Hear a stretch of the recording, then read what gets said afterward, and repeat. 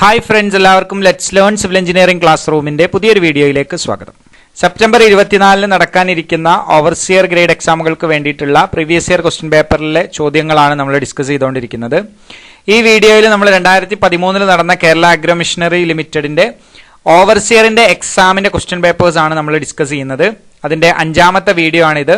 ഇതിന് മുൻപത്തെ വീഡിയോകളിൽ 1 മുതൽ 40 വരെയുള്ള ഭാഗങ്ങളിൽ നിങ്ങൾക്ക് ഈ വരാൻ പോകുന്ന എക്സാമുമായിട്ട് ബന്ധപ്പെട്ടിട്ടുള്ള 5 ക്വസ്റ്റ്യൻ പേപ്പറുകൾ കാണാം. എല്ലാവരും വീഡിയോ കാണുക. അതേപോലെ തന്നെ നമ്മളൊരു പുതിയ പ്രൊഡക്റ്റ്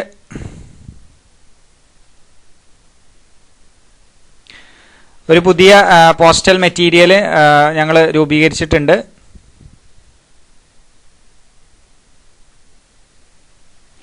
കേരള PSC എക്സാംസ് നന്നായി പ്രിപ്പയർ ചെയ്യാൻ വേണ്ടിയിട്ട് ഫോറിന്റെ പോസ്റ്റൽ സ്റ്റഡി മെറ്റീരിയൽസ് അവൈലബിൾ ആണ്. നിങ്ങൾക്ക് ഈ നമ്പറിൽ കോൺടാക്ട് ചെയ്തുകൊണ്ട് ബുക്ക് വാങ്ങാവുന്നതാണ്. നമ്മൾ ക്വസ്റ്റ്യനിലോട്ട് കടക്കുന്നതിന് മുമ്പ് ഈ ചാനൽ സബ്സ്ക്രൈബ് ചെയ്യാത്ത എല്ലാവരും ഈ ചാനൽ സബ്സ്ക്രൈബ് ചെയ്യുക. ഇതുപോലത്തെ പുതിയ വീഡിയോസിന് നോട്ടിഫിക്കേഷൻ ലഭിക്കാൻ വേണ്ടിയിട്ട് ബെൽ ബട്ടൺ ക്ലിക്ക് ചെയ്യുക. അപ്പൊ നമുക്ക് ഇന്നത്തെ 1ാമത്തെ ചോദ്യം ഏതാണെന്ന് നോക്കാം. First question, the value of the property at the end of useful life period is known as. ഒരു പ്രോപ്പർട്ടിയുടെ ലൈഫ് തീർന്നു കഴിഞ്ഞാൽ അതിന്റെ ഉപയോഗം എന്താണ്, ആ ഉപയോഗം തീർന്നു കഴിയുമ്പോൾ ആ പ്രോപ്പർട്ടിക്ക് ഉണ്ടാകുന്ന വാല്യൂവിന് പറയുന്ന പേരെന്താണ് എന്നുള്ളതാണ് ഇവിടുത്തെ ചോദ്യം.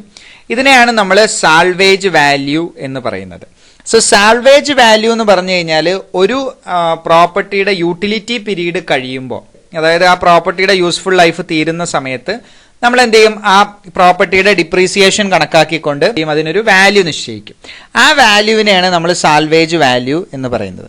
അപ്പൊ എന്തിനാണ് ഈ സാൽവേജ് വാല്യൂ നമ്മൾ കണ്ടുപിടിക്കുന്നത്? ഇപ്പോൾ ഒരു ഉദാഹരണം പറയുകയാണെന്നുണ്ടെങ്കിൽ നമ്മൾ എന്ത് ചെയ്യണം, ഒരു ബിൽഡിങ്ങിന്റെ ഫംഗ്ഷൻ മാറുകയാണെന്ന് വിചാരിക്കുക. ഉദാഹരണത്തിന് നമ്മൾ ഓഡിറ്റോറിയം ആയിട്ട് ഉപയോഗിച്ചിരുന്ന ഒരു ബിൽഡിംഗ്, അത് ഒരുപാട് കാലം എന്ത് ചെയ്തു, അത് ഉപയോഗിച്ച് അതിന്റെ യൂസ്ഫുൾ ലൈഫ് തീരുന്ന സമയത്ത് നമ്മൾ എന്ത് ചെയ്യും, അതിനെ ഗോഡൌൺ ആക്കി മാറ്റുകയാണ് എന്ന് വിചാരിക്കും. ഇതിനൊരു വാല്യൂ നിശ്ചയിക്കും. ആ വാല്യൂവിനെയാണ് നമ്മൾ സാൽവേജ് വാല്യൂ എന്ന് പറയുന്നത്.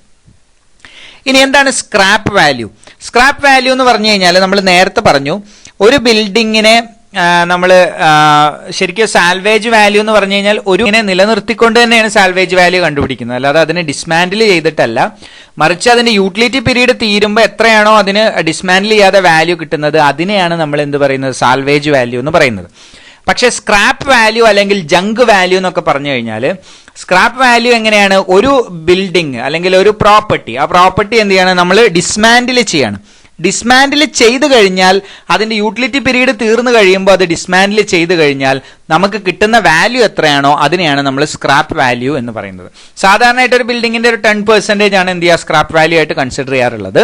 സാൽവേജ് വാല്യൂയും സ്ക്രാപ്പ് വാല്യൂയും തമ്മിലുള്ള വ്യത്യാസം, സാൽവേജ് വാല്യൂ എന്ന് പറയുന്നത് ഒരു പ്രോപ്പർട്ടിയുടെ യൂസ്ഫുൾ ലൈഫ് തീരുമ്പോൾ വിത്തൗട്ട് ബീങ് ഡിസ്മാൻഡിൽ ചെയ്യാതെ അതിനുള്ള വാല്യൂവിനെയാണ് സാൽവേജ് വാല്യൂ എന്ന് പറയാം. എന്നാൽ ഒരു ബിൽഡിങ്ങിന്റെ അല്ലെങ്കിൽ ഒരു പ്രോപ്പർട്ടിയുടെ യൂട്ടിലിറ്റി പീരീഡ് തീർന്നു കഴിഞ്ഞാൽ അത് ഡിസ്മാൻഡിൽ ചെയ്തു കഴിഞ്ഞാൽ അതിന് കിട്ടുന്ന വാല്യൂവിനെയാണ് നമ്മൾ സ്ക്രാപ്പ് വാല്യൂ അല്ലെങ്കിൽ ജങ്ക് വാല്യൂ എന്ന് പറയുന്നത്. ഇനി എന്താണ് ബുക്ക് വാല്യൂ? ബുക്ക് വാല്യൂ എന്ന് പറഞ്ഞു കഴിഞ്ഞാൽ ഒരു പ്രോപ്പർട്ടിയുടെ വാല്യൂ എന്ത് ചെയ്യാണ്, മാർക്ക് ചെയ്ത് വെക്കുകയാണെന്ന് വിചാരിക്കുക. ഓരോ ഇയർ കഴിയും തോറും അതിന്റെ ഡിപ്രീസിയേഷൻ കണക്കാക്കിക്കൊണ്ട് ഒരു അക്കൗണ്ട് ബുക്കിൽ അതിന്റെ വാല്യൂ എന്ത് ചെയ്യും, നമ്മൾ മാർക്ക് ചെയ്ത് വെക്കും. അങ്ങനെ മാർക്ക് ചെയ്ത് വെക്കുന്ന ആ ഒരു വാല്യൂവിനെയാണ് നമ്മൾ ബുക്ക് വാല്യൂ എന്ന് പറയുന്നത്. സിൻസ് അതെന്താണ്, അക്കൗണ്ട് ബുക്കിൽ എൻ്റർ ചെയ്യുന്ന വാല്യൂ ആയതുകൊണ്ടാണ് അതിന് ബുക്ക് വാല്യൂ എന്ന് പറയാനുള്ള കാരണം. ഇപ്പൊ ഫസ്റ്റ് ഇനീഷ്യൽ പീരീഡിൽ ഒരു ക്യാപിറ്റൽ കോസ്റ്റ് ഇൻവെസ്റ്റ് ചെയ്തുകൊണ്ട് നമ്മൾ എന്ത് ചെയ്തു, ഒരു ബിൽഡിംഗ് കൺസ്ട്രക്ട് ചെയ്തു. അപ്പൊ എന്ത് ചെയ്യാണ്, ആ കൺസ്ട്രക്ട് ചെയ്തതിന് ശേഷം 1 വർഷം കഴിയുമ്പോൾ അതിന് ചില ഡിപ്രീസിയേഷൻ ഒക്കെ ഉണ്ടാവും. അപ്പൊ ആ ഡിപ്രീസിയേഷൻ ഒഴിവാക്കിക്കൊണ്ട് 1ാമത്തെ വർഷത്തിന്റെ എൻഡിൽ നമ്മൾ എന്ത് ചെയ്യും, അതിന് ഒരു വാല്യൂ നിശ്ചയിക്കും. ആ വാല്യൂ എന്ത് ചെയ്യും, നമ്മളൊരു അക്കൗണ്ട് ബുക്കിൽ രജിസ്റ്റർ ചെയ്ത് അല്ലെങ്കിൽ എൻ്റർ ചെയ്ത് വെക്കും.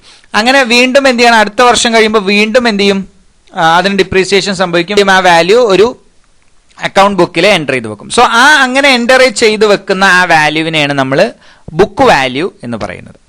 ഇനി 2ാമത്തെ ക്വസ്റ്റ്യൻ നോക്കാം. In what units are the quantities of the frame of door and windows are computed? ഒരു എന്ത് ക്വാണ്ടിറ്റിയിലാണ് നമ്മൾ ഡോറിന്റെയും വിൻഡോസിന്റെയും ഒക്കെ frame, door and window frame compute ചെയ്യുന്നത് എന്നുള്ളതാണ് ചോദ്യം. അപ്പൊ ഇതിന്റെ ആൻസർ മീറ്റർ ക്യൂബ് ആണ്.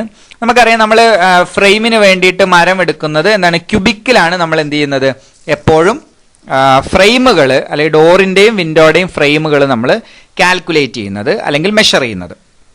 ഇനി ഇവിടെ മനസ്സിലാക്കേണ്ട ഒരു കാര്യം, ഇവിടെ വിൻഡോ ഫ്രെയിം അല്ലെങ്കിൽ ഡോർ ഫ്രെയിം എന്ന് എടുത്ത് പറഞ്ഞിട്ടുണ്ട്. ഡോർ ഫ്രെയിമും ഡോർ ഷട്ടറും തമ്മിൽ വ്യത്യാസമുണ്ട്. സാധാരണ ഷട്ടർ നമ്മൾ കണക്കാക്കുന്നത് മീറ്റർ സ്ക്വയറിലാണ്. ഓക്കെ, ഏരിയയിലാണ് നമ്മൾ എന്ത് ചെയ്യുന്നത്, ഷട്ടർ കണക്കാക്കുന്നത്. സിൻസ് എന്താണ്, ഷട്ടറിന്റെ തിക്നെസ് സ്പെസിഫൈഡ് ആയിരിക്കും, അല്ലെങ്കിൽ ഒരു നിശ്ചിത തിക്നെസ്സിലുള്ള ഷട്ടേഴ്സ് ആണ് ഉപയോഗിക്കുന്നുണ്ടാവുക. അതുകൊണ്ട് തന്നെ ഷട്ടറിന്റെ, ഡോറിന്റെ ആണെങ്കിലും വിൻഡോയുടെ ആണെങ്കിലും ഷട്ടർ നമ്മൾ മീറ്റർ സ്ക്വയറിലാണ് മെഷർ ചെയ്യുന്നത്. എന്നാൽ അതിന്റെ ഫ്രെയിം നമ്മൾ മെഷർ ചെയ്യുന്നത് മീറ്റർ ക്യൂബിലാണ്. ഇനി മൂന്നാമത്തെ ക്വസ്റ്റ്യൻ നോക്കാം. Piece of papers, crockery, scrap metals etcetera are classified as. അതായത് പേപ്പറിന്റെ പീസുകൾ, ക്രോക്കറീസ് അല്ലെങ്കിൽ സ്ക്രാപ്പ് മെറ്റൽ, ഇതൊക്കെ എന്തായിട്ടാണ് ക്ലാസിഫൈ ചെയ്തിട്ടുള്ളത് എന്നുള്ളതാണ് ചോദ്യം. ഓക്കെ, നമ്മൾ സാനിറ്ററി എഞ്ചിനീയറിംഗ് പഠിക്കുമ്പോൾ നമ്മൾ പഠിക്കുന്ന ചില ബേസിക് ഡെഫിനിഷനുകളാണ് ഇവിടെ കൊടുത്തിട്ടുള്ളത്. അതിൽ ഒന്നാണ് എന്ത്, സീവേജ് എന്നുള്ളത്. സീവേജ് എന്ന് പറഞ്ഞു കഴിഞ്ഞാൽ ഒരു കമ്മ്യൂണിറ്റിയുടെ ലിക്വിഡ് വേസ്റ്റിനെയാണ് നമ്മൾ എന്ത് പറയുക, സീവേജ് എന്ന് പറയാം. ഓക്കെ, ഒരു കമ്മ്യൂണിറ്റിയുടെ ലിക്വിഡ് വേസ്റ്റിനെയാണ് നമ്മൾ സീവേജ് എന്ന് പറയാം. ഇങ്ങനെ നെറ്റ്വർക്ക്, പൈപ്പിന്റെ നെറ്റ്വർക്കുകൾ ഫോം ചെയ്തുകൊണ്ട് സീവേജിനെ ക്യാരി ചെയ്യുന്നതിന് നമ്മൾ സീവറേജ് എന്ന് പറയും. ആ സിസ്റ്റത്തിനെയാണ് സീവറേജ് എന്ന് പറയും. ഇനി എന്താണ് ഗാർബേജ്? ഗാർബേജ് എന്ന് പറഞ്ഞു കഴിഞ്ഞാൽ ഓർഗാനിക് വേസ്റ്റിനെയാണ് നമ്മൾ ഗാർബേജ് എന്ന് പറയാം. ഇനി റബ്ബിഷ് എന്താണ്? റബ്ബിഷ് ആണ് ഇതുപോലെയുള്ള ഇനോർഗാനിക് വേസ്റ്റുകൾ, പേപ്പേഴ്സ്, പേപ്പറിന്റെ പീസുകൾ, അല്ലെങ്കിൽ ബ്രോക്കൺ ആയിട്ടുള്ള ചില മെറ്റീരിയൽസ്, അല്ലെങ്കിൽ ക്രോക്കറീസ്, ഇത് നേരത്തെ പറഞ്ഞ പോലെ സ്ക്രാപ്പ് മെറ്റൽസ്, അതേപോലെ തന്നെ ബിൽഡിംഗ് മെറ്റീരിയൽസ് എടുക്കുകയാണെങ്കിലോ അല്ലെങ്കിൽ ബ്രോക്കൺ ഫർണിച്ചർ എടുക്കുകയാണെങ്കിലോ ഇതൊക്കെ എന്താണ്, റബ്ബിഷ് ആണ്. ഓക്കെ, അപ്പൊ റബ്ബിഷ് എന്ന് പറയുന്നത് എന്താണ്, ആക്ച്വലി ഇനോർഗാനിക് വേസ്റ്റ് ആണ്. ആ ഇനോർഗാനിക് വേസ്റ്റിൽ എല്ലാ സോളിഡ് വേസ്റ്റുകളും ഉൾപ്പെടുന്നതാണ്. സോ ഇതിന്റെ ആൻസർ എന്ന് പറയുന്നത് എന്താണ്, റബ്ബിഷ് ആണ്. ഇനി വാട്ട് ഈസ് റെഫ്യൂസ്? റെഫ്യൂസ് എന്ന് പറഞ്ഞാൽ എല്ലാ വേസ്റ്റും വിടും, എല്ലാ മെറ്റീരിയൽസും, ദാറ്റ് ഈസ് വേസ്റ്റഡ്. എല്ലാ മെറ്റീരിയൽസും, വേസ്റ്റ് ആയിട്ടുള്ള എല്ലാ മെറ്റീരിയൽസിനെയും നമുക്ക് എന്ത് പറയാം, റെഫ്യൂസ് എന്ന് പറയുന്നത്. ഇനി നാലാമത്തെ ക്വസ്റ്റ്യൻ നോക്കാം. A pile which has an enlarged shape at the base is called as. ഒരു പൈലിന്റെ ഏറ്റവും എൻഡിൽ അല്ലെങ്കിൽ അതിന്റെ ബേസിൽ ഒരു എൻലാർജ്ഡ് ഷേപ്പ് ഉള്ള പൈലുകളെ എന്താണ് പറയാം? ഇങ്ങനത്തെ പൈലുകളെയാണ് നമ്മൾ ഫ്രാങ്കി പൈൽസ് എന്ന് പറയുന്നത്. അപ്പൊ നിങ്ങൾക്ക് ആദ്യത്തെ ഫിഗറിൽ കാണുന്നതാണ് ഫ്രാങ്കി പൈല്. ആ പൈലിന്റെ അടിഭാഗം എന്താണ്, ഒരു ബൾബ് പോലെ ആയിരിക്കും ഇരിക്കുന്നുണ്ടാവും. അവിടെ എന്ത് ചെയ്യും, എൻലാർജ് ചെയ്തിരിക്കുന്നുണ്ടാവും. അതിനെയാണ് നമ്മൾ ഫ്രാങ്കി പൈൽസ് എന്ന് പറയുന്നത്. ഇനി എന്താണ് വൈബ്രോ പൈൽസ്? വൈബ്രോ പൈൽസ് എന്ന് പറഞ്ഞു കഴിഞ്ഞാൽ ഒരു എൻക്ലോസ്ഡ് കേസിംഗ് ആണ്. അത് വൈബ്രേറ്റ് ചെയ്തിട്ടാണ് എന്ത് ചെയ്യുന്നത്, അതിന്റെ കേസിംഗ് താഴത്തോട്ട് ഇറക്കുന്നത്. എന്നിട്ട് എന്ത് ചെയ്യും, അതിൽ കോൺക്രീറ്റ് ഫില്ല് ചെയ്യുകയും അതിന്റെ പാത്തില്, ഇപ്പൊ വൈബ്രോ പൈൽസിന്റെ പ്രത്യേകത എന്താണെന്ന് വെച്ചാൽ അത് മൂവ് ചെയ്യുന്ന ആ പാത്തിൽ മുഴുവനായിട്ടും ഡെൻസിഫൈ ചെയ്തിട്ടാണ് എന്ത് ചെയ്യുക, ആ പൈല് താഴത്തോട്ട് ഇറക്കിയിട്ടുണ്ടാവുക. അല്ലെങ്കിൽ നമുക്ക് പറയാം വൈബ്രേറ്റ് ചെയ്ത് ഇറക്കുന്നതുകൊണ്ട് തന്നെ അവിടുത്തെ പോർസുകളൊക്കെ വളരെ കുറവായിരിക്കും. സോ അതുകൊണ്ട് തന്നെ ഡെൻസിഫൈ ചെയ്തുകൊണ്ടാണ് എന്ത് ചെയ്യുന്നത്, വൈബ്രോ പൈൽസ് നമ്മൾ ഇൻസ്റ്റാൾ ചെയ്യുന്നത്. ഓക്കെ, ഇനി what is under reamed piles? നിങ്ങൾക്ക് രണ്ടാമത്തെ ഫിഗറിൽ കാണുന്ന ഒരു അണ്ടർ റീംഡ് പൈലാണ്. അണ്ടർ റീംഡ് പൈൽ എന്ന് പറഞ്ഞു കഴിഞ്ഞാൽ അതിൽ അണ്ടർ റീംസ് കൊടുത്തിട്ടുണ്ടാവും. ഇങ്ങനെ എന്താണ്, ഒരു ബൾജിങ് ഉണ്ടാവും. ഇത് ഷേപ്പാണ്. ആ ഷേപ്പ് കംപ്ലീറ്റ് ആയിട്ട് എന്ത് ചെയ്തിട്ടുണ്ടാവും, ആ പൈൽസിൽ ത്രൂ ഔട്ട് ആയിട്ട് ഫോം ചെയ്തിട്ടുണ്ടാവും. ഓക്കെ, സോ അതിനെയാണ് റീം എന്ന് പറയാ, അണ്ടർ റീം എന്ന് പറയും. അങ്ങനത്തെ പൈലുകളാണ് അണ്ടർ റീംഡ് പൈൽസ്. ഇനി അഞ്ചാമത്തെ ക്വസ്റ്റ്യൻ നോക്കാം. The pile used to resist large horizontal or inclined forces. Horizontal ആയിട്ടുള്ള അല്ലെങ്കിൽ ഇൻക്ലൈൻഡ് ആയിട്ടുള്ള ഫോഴ്സുകളെ റെസിസ്റ്റ് ചെയ്യാൻ വേണ്ടിയിട്ട് ഉപയോഗിക്കുന്ന പൈൽ ഏതാണ്? അതാണ് ബാറ്റൺ പൈൽസ്. മനസ്സിലാക്കുക, ഇൻക്ലൈൻഡ് ഫോഴ്സുകളോ ഹൊറിസോണ്ടൽ ഫോഴ്സിനെയൊക്കെ റെസിസ്റ്റ് ചെയ്യാൻ വേണ്ടി ഉപയോഗിക്കുന്ന പൈല് ബാറ്റൺ പൈലാണ്. ഇനി മറ്റു പൈലുകൾ ഏതൊക്കെയാണെന്ന് നോക്കാം. ഒന്ന് ടെൻഷൻ പൈലാണ്. ടെൻഷൻ പൈൽ എന്ന് പറഞ്ഞ പൈല് നമ്മൾ ഉപയോഗിക്കുന്നത് സാധാരണയായിട്ട് അപ്ലിഫ്റ്റ് ഫോഴ്സുകളെ റെസിസ്റ്റ് ചെയ്യാൻ വേണ്ടിയിട്ടാണ് ടെൻഷൻ പൈലുകൾ ഉപയോഗിക്കുക. വാട്ടറിന്റെ ഒക്കെ സീപ്പേജ് കാരണം എന്തുണ്ടാവും, അപ്ലിഫ്റ്റ് പ്രഷർ ഉണ്ടാവും. സോ അങ്ങനത്തെ പ്രഷറിനെ റെസിസ്റ്റ് ചെയ്യാൻ കഴിയുന്ന ഒരു ടൈപ്പ് ഓഫ് പൈലാണ് ടെൻഷൻ പൈല്, അല്ലെങ്കിൽ അപ്ലിഫ്റ്റ് പ്രഷറിനെ റെസിസ്റ്റ് ചെയ്യുന്ന പൈലുകളാണ് ടെൻഷൻ പൈല്. ഇനി what is bearing pile? Bearing pile എന്ന് പറഞ്ഞു കഴിഞ്ഞാൽ ലൂസ് ആയിട്ടുള്ള ഒരു സോയിൽ ഉണ്ടെങ്കിൽ ആ വീക്ക് സോയിലിലൂടെ മുകളിൽ വരുന്ന ലോഡിനെ ട്രാൻസ്ഫർ ചെയ്യാൻ വേണ്ടി ഒരു എന്താ പറയുക, ഒരു ഹാർഡ് ആയിട്ടുള്ള സ്ട്രാറ്റത്തിലോട്ട് ഒരു ബെയറിംഗ് കപ്പാസിറ്റി കൂടിയ സോയിലിലേക്ക് ലോഡ് ട്രാൻസ്ഫർ ചെയ്ത് കൊണ്ടുപോകാൻ വേണ്ടി നമ്മൾ ഉപയോഗിക്കുന്ന ഒരു ടൈപ്പ് ഓഫ് പൈലാണ് ബെയറിംഗ് പൈൽ. ഇനി what is compaction pile? Compaction പൈലിനെ കുറിച്ച് നമ്മൾ മുമ്പത്തെ ചില വീഡിയോയിൽ ഡിസ്കസ് ചെയ്തിട്ടുണ്ടായിരുന്നു. വളരെ ലൂസ് ആയിട്ടുള്ള ഗ്രാനുലാർ സോയിലുകളിലൊക്കെ നമ്മൾ ഇൻസ്റ്റാൾ ചെയ്യുന്ന ഒരു ടൈപ്പ് ഓഫ് പൈലാണ് കോമ്പാക്ഷൻ പൈൽ. കോമ്പാക്ഷൻ പൈലിന്റെ പ്രത്യേകത എന്താ വെച്ചാൽ അത് ബെയറിംഗ് കപ്പാസിറ്റി കൂട്ടുന്ന, ഏത് സോയിലാണോ അത് കോമ്പാക്ഷൻ പൈൽ കൊടുക്കുന്നത് അവിടുത്തെ ബെയറിംഗ് കപ്പാസിറ്റി എന്ത് ചെയ്യാതെ ഇൻക്രീസ് ചെയ്യും. ആൻഡ് ഈ കോമ്പാക്ഷൻ പൈലിന്റെ പ്രത്യേകത അതൊരിക്കലും എന്ത് ചെയ്യുന്നില്ല, സെൽഫായിട്ട് ലോഡ് എടുക്കുന്നില്ല എന്നുള്ളതാണ്. സ്വന്തമായിട്ട് ലോഡ് എടുക്കാതെ തന്നെ അവിടെയുള്ള ആ ഗ്രാനുലാർ സോയിലിനെ എന്ത് ചെയ്യാണ്, ആ സോയിലിന്റെ ബെയറിംഗ് കപ്പാസിറ്റി ഇൻക്രീസ് ചെയ്യുന്ന ഒരു ടൈപ്പ് ഓഫ് പൈലാണ് കോമ്പാക്ഷൻ പൈൽ. ഇനി ആറാമത്തെ ക്വസ്റ്റ്യൻ നോക്കാം. The vertical side of opening for doors and windows are called. ഡോറിന്റെയും വിൻഡോയുടെയും ഓപ്പണിങ്ങിന്റെ വെർട്ടിക്കൽ സൈഡിനെ നമ്മൾ എന്താണ് പറയുക എന്നുള്ളതാണ്. ഇതിനെയാണ് നമ്മൾ ജാമ്പ് എന്ന് പറയാം. ജാമ്പ്. ഇപ്പോൾ ഒരു ഡോർ അല്ലെങ്കിൽ ഒരു വിൻഡോ എടുക്കുമ്പോൾ അതിന്റെ വെർട്ടിക്കൽ സൈഡുകളെ നമ്മൾ വിളിക്കുന്നത് എന്താണ്? ആ ഓപ്പണിങ്ങിന്റെ വെർട്ടിക്കൽ സൈഡിനെ വിളിക്കുന്നത് നമ്മൾ ജാമ്പ് എന്നാണ്. ഓക്കെ. ഇനി വാട്ട് ഈസ് സിൽ? സിൽ എന്ന് പറഞ്ഞു കഴിഞ്ഞാൽ ഒരു ഡോറിന്റെ അല്ലെങ്കിൽ ഒരു വിൻഡോയുടെ താഴത്തെ പോർഷൻ, ബോട്ടം പോർഷനെയാണ് സിൽ എന്ന് പറയുന്നത്. What is reveal? Okay, reveal എന്ന് പറഞ്ഞു കഴിഞ്ഞാൽ ആ എക്സ്പോസ്ഡ് സർഫസിനെയാണ് നമ്മൾ റിവീൽ എന്ന് പറയാ. നമ്മളൊരു ഡോർ ക്ലോസ് ചെയ്ത് കഴിഞ്ഞാൽ അവിടെ കാണുന്ന ആ എക്സ്പോസ്ഡ് സർഫസ് ആണ് എന്ത്? റിവീൽ എന്ന് പറയുന്നത്. ഇനി ഏഴാമത്തെ ക്വസ്റ്റ്യൻ നോക്കാൻ, arrangement four supporting an unsafe structure temporary.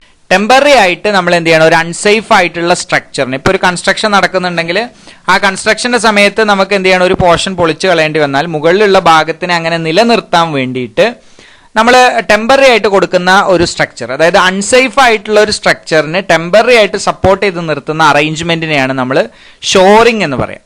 Okay. അപ്പോൾ ഷോറിംഗ് എന്ന് പറഞ്ഞു കഴിഞ്ഞാൽ ഇപ്പോൾ ഈ ഫിഗറിൽ കാണിച്ചിരിക്കുന്ന ഒരു ടൈപ്പ് ഓഫ് ഷോറിംഗ് ആണ്. രണ്ട് ഭാഗത്തും എന്ത് ചെയ്യണം? ഒരു ട്രെഞ്ച് കീറുന്ന സമയത്ത് രണ്ട് ഭാഗത്തും എന്തുണ്ട്? സോയിൽ ഉണ്ട്. അപ്പോൾ ആ സോയിലിന് എന്ത് ചെയ്യണം?